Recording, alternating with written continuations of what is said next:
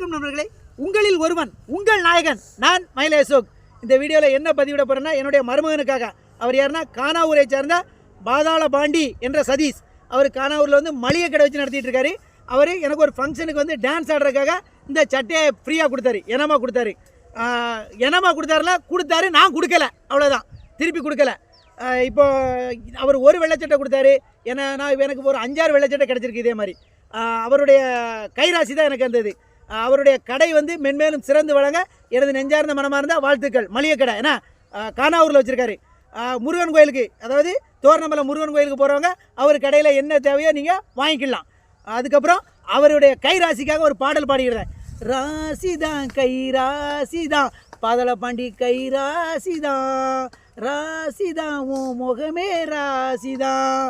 பாட்டை தப்பாக படித்தேன், எனக்கு மன்னிச்சிருங்க எல்லாரும். எனக்கு தெரிஞ்சே நான் பாடினேன். நன்றி, வணக்கம். உங்கள்